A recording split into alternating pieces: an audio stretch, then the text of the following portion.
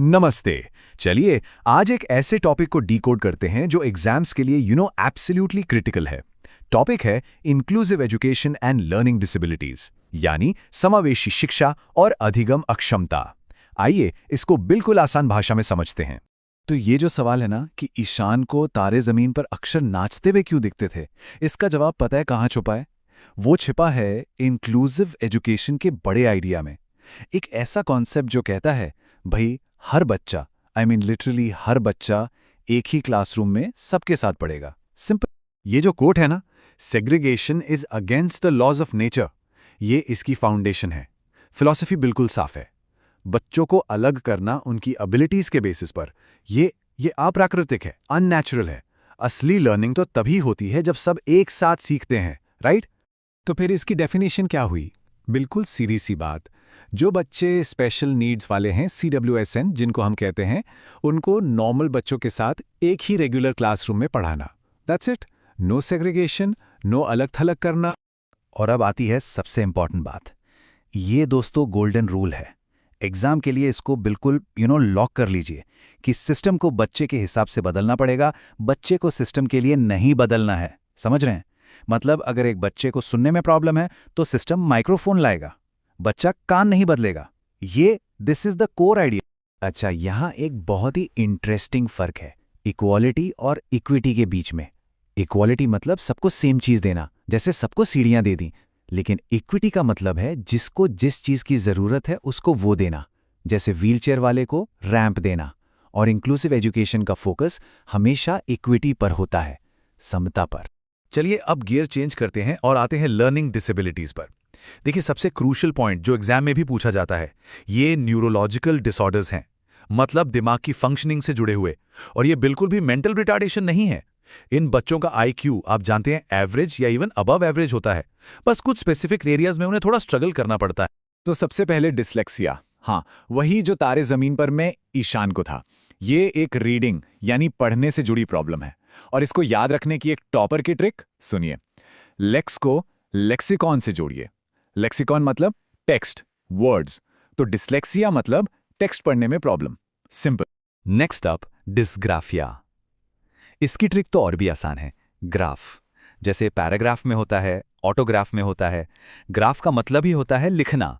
तो डिस्ग्राफिया हो गया राइटिंग से जुड़ी डिसेबिलिटी, मतलब खराब हैंडराइटिंग या पेन पकड़ने में दिक्कत। और फिर आता है डिसकैलकुलिया। अरे इसको तो भूल ही नहीं सकते। कैलकुलिया साउंड करता है किसके जैसा? बिल्कुल सही, कैलकुलेटर जैसा। और कैलकुलेटर का काम मैथ्स, तो डिसकैलकुलिया हो गई मैथ्स से जुड़ी डिसेबिलिटी। कितना इजी है ना? अब बात करते हैं डिस्प्रेक्सिया की। ये थोड़ा अलग है। ये अफेक्ट करता है मोटर स्किल्स को।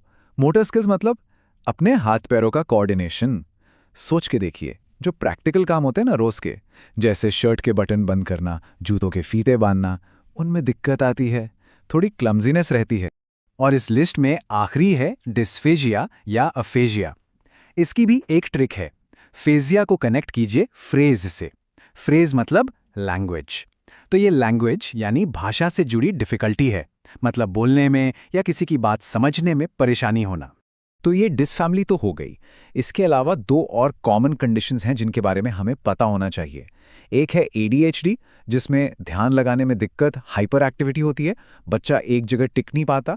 और दूसरा है ऑटिज्म, जिसमें सोशल इंटरैक्शन यानी लोगों से घुलने मिलने में चैलेंज होता है और कई बार रिपीटेटिव बिहेवियर्स दिखते हैं। अच्छा, अब एक बहुत ही इंपॉर्टेंट पॉइंट, सीधा एग्जाम से।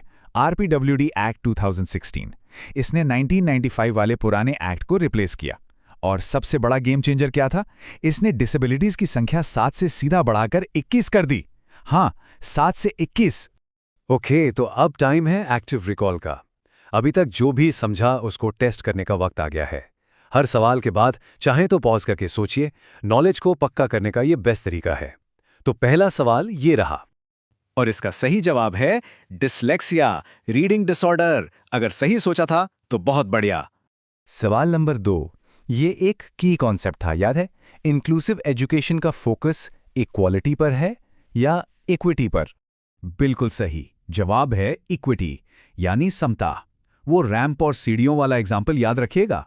सवाल नंबर 3, अगर कोई स्टूडेंट इंटेलिजेंट है लेकिन उसे शर्ट के बटन बंद करने या शू लेसेस बांधने में दिक्कत होती है, तो उसे क्या हो सकता है? करेक्ट, ये है डिस्प्रेसिया, मोटर स्किल्स वाला डिसऑर्डर। अगला सवाल ये उस गोल्डन रूल पर है जिसके बारे में हमने बात की थी। इंक्लूसिव एजुकेशन में बच्चा सिस्टम के लिए बदलता है या सिस्टम बच्चे के लिए? Absolutely right.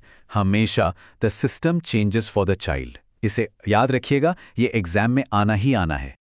और अब आखिरी सवाल, आरपीडब्ल्यूडी एक्ट 2016 ने डिसेबिलिटीज की संख्या 7 से बढ़ाकर कितनी कर दी थी? जी हाँ, वो नंबर है 21। बहुत बढ़िया, great job on the recall session. तो इस डिस्कशन को एक आखिरी सवाल के साथ एंड करते हैं। सोचने वाला सवाल है, जब हम सिस्टम को एक बच्चे के लिए बदलते हैं तो क्या ये सिर्फ एक खर्चा है या फिर ये एक इन्वेस्टमेंट है एक बेहतर और ज़्यादा इंक्लूसिव समाज बनाने के लिए? इस पर ज़रूर सोचिए।